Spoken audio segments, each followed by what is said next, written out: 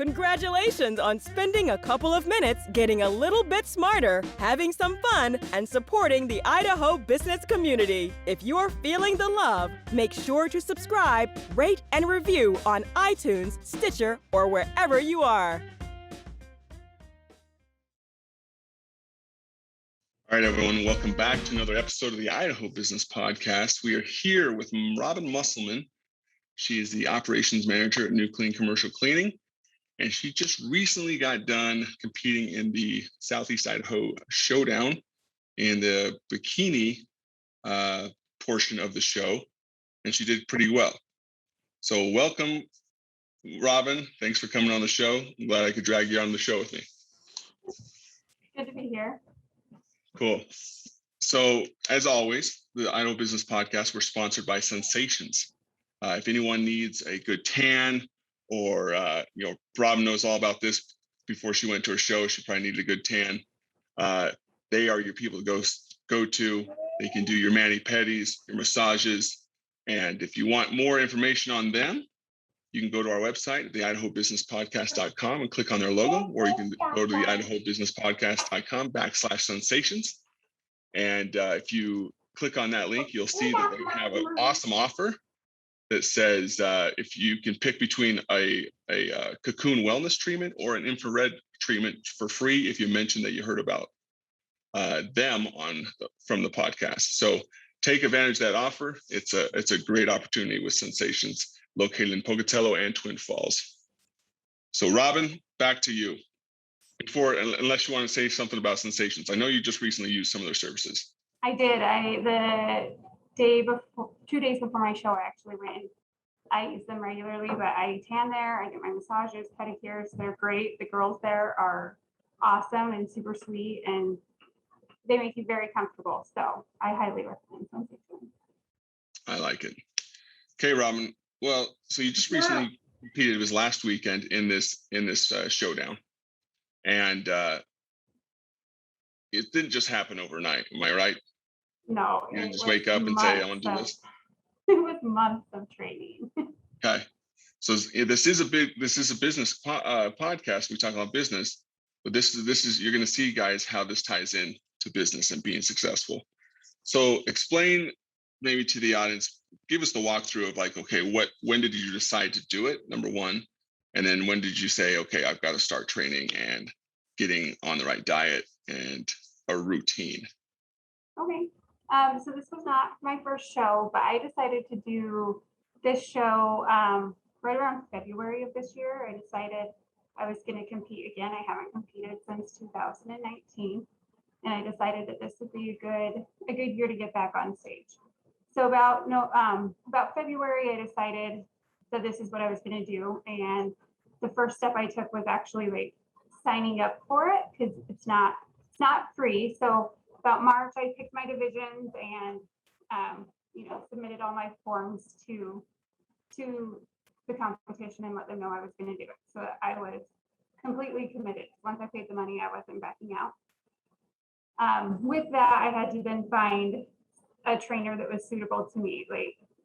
I'm not one of those people who can eat chicken and veggies and rice for 10 months straight and be happy. So I had to find somebody that I could tell, hey, I don't want to eat chicken and I don't want to eat rice, and I want you to customize a meal plan for me. I don't want you to give me something that all the other coaches are giving their girls. Okay, so you what I'm hearing is that you learned how to alter your plan because you said you did this once before, and you had okay results, right? Yeah, I competed once before and my results were good. The last time I competed, it was more of to see if I could do it.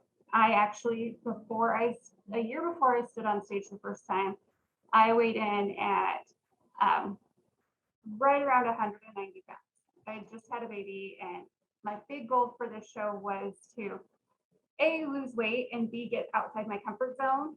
I'm not somebody who shines when I'm on stage. It's very awkward for me. So that was a huge, just push myself outside my limits.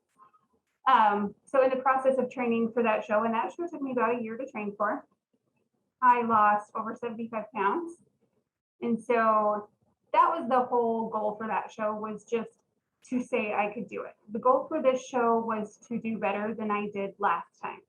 Last time I took home two fifth place trophies, and this time I took home two fourth place and a second place. But the main thing with last time was I just didn't push myself the way I did this time. My goals were extremely different, and my meal plan was way different. Last time I ate a lot of oatmeal, eggs, chicken, veggies, and rice. And this time, when I found the right person to coach me, he customized it to the foods I liked. I got steak, I got hamburger, I still got the chicken, but only when I really wanted it. So Sure. yeah, that was the difference between last time and this time. I like it. So what I'm hearing is that you had to you it was for sure it is an acceptable goal that you reached your first time, and your second time you had the experience and you knew what you had to do to change to be more competitive. I did. Okay. How does that relate to maybe even your professional life, of maybe when you first started, like just take this position you're in right now with operations manager, from when you started to even now? What has that, do you see any correlation between, preparing for a bodybuilding show for your second time and being better there, and just starting your job to where you are now? Oh, definitely. Like, even in this job, I would say I have a lot of coaching, and with bodybuilding, it takes a lot of coaching, a lot of dedication, but so does managing a lot of people. If I don't communicate well with my team, they're not going to reach the goals we need them to do. But also, if me and my coach aren't communicating as much as we need to, I don't reach those goals either.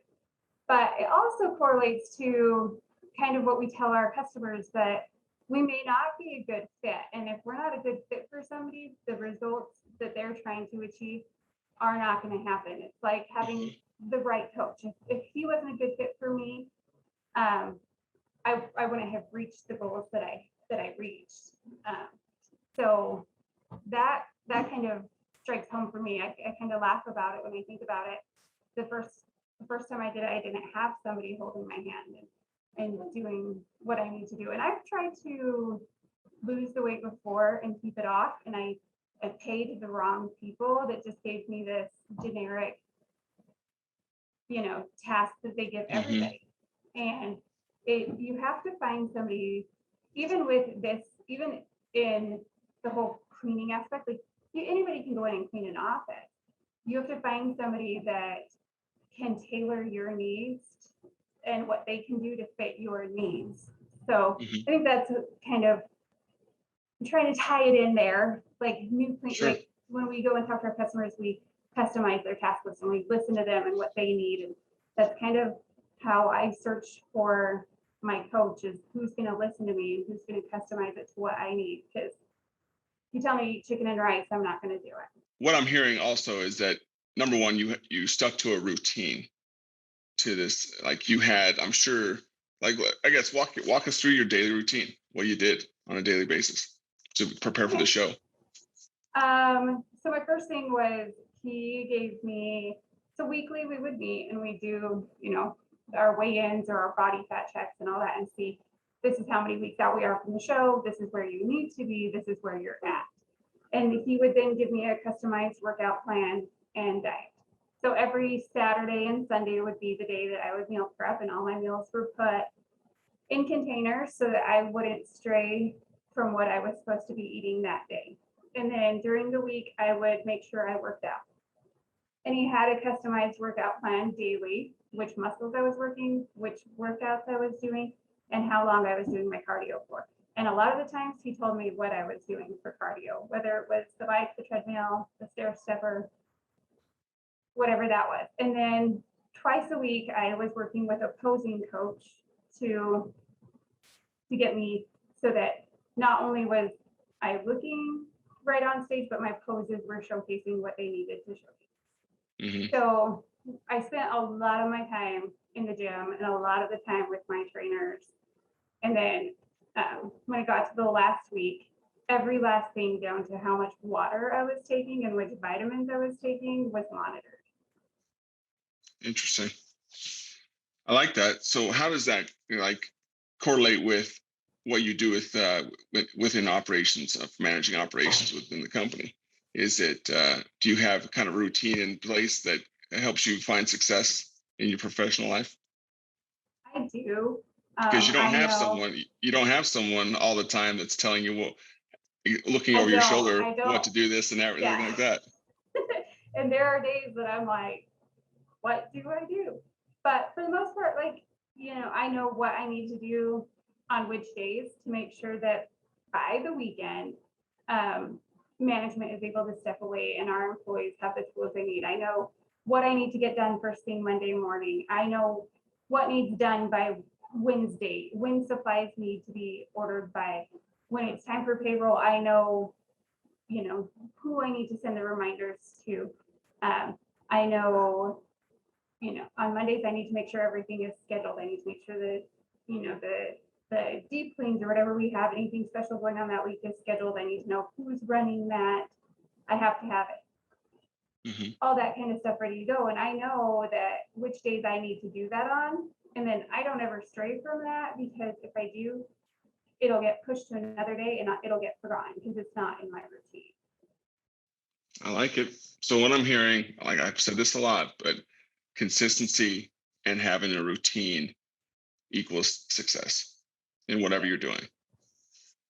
So that's how we congratulate you on your success within the show, but within the business community, like we all need to hear this, is that these people like prepare themselves like crazy, and just on the dieting aspect, most of us wouldn't want to do that. It sounds like hell, but we also have to have that same resolve within a business world to do those hard things, because we know it's going to make us better, and we know it's going to get us better results in the long run, because we've had the results we've had from doing what we did in the past, and it got us through, got us by, but it's not going to get you to the next level if you continue to do it. Am I correct? Correct. Well, I appreciate you, Robyn, coming on the show again today. Before we end, we have to say that this episode, even though it wasn't planned, but we are sponsored by the New Clean Commercial Cleaning. And if you go to the idahobusinesspodcast.com and select on the logo of New Clean, and you sign up for a janitorial solution huddle, you will get 2 restrooms in your office cleaned for free. So that is the offer there. Robyn, as we end, what would be the best advice that you would give anyone who is lacking on the self-discipline areas in their lives? The biggest thing is start with the small steps. When I didn't go one day, wake up and say, okay, I'm going to do a show. That's my goal. That's what I'm doing. 8 months from now, I'm going to stand on stage, and I'm barely there because it started out as 3 days a week. I'm going to make it to the gym. I'm going to cut out soda. I'm going to cut back on sugar. So yeah, my biggest thing would be start small. No, Rome wasn't built in a day. You can't, if you cut everything out, you'll go through withdrawals and you won't succeed. So my biggest thing is start small, and maybe find somebody to help hold you accountable. If you can't hold yourself accountable, have a partner that helps do it. I like that. I like that a lot, because we're always trying to be better than our former self, and that's where we see that breakthrough and that significance that we're looking for in our life, because small changes do add up to great results. But those small changes have to happen, and we have to get out of your comfort zones, like you mentioned, to make them happen, to be successful. So thanks for being on our show. And before we leave, is there anything else that I forgot to ask that I did not ask? I don't think so. I think we covered it all. Okay. Well, everyone listening, until next time, stay away from the negative Nancy's. Stay out there, be positive, have a great week, and just go out there and conquer it and make those small changes. Look for small changes in your life that will help add consistency to your life and a better outcome to your life. We're all trying to do it, and we're all in this together. So have a great one, and until next episode, we'll see you later. Thanks, Robyn. Congratulations on spending a couple of minutes getting a little bit smarter, having some fun, and supporting the Idaho business community. If you're feeling the love, make sure to subscribe, rate, and review on iTunes, Stitcher, or wherever you are.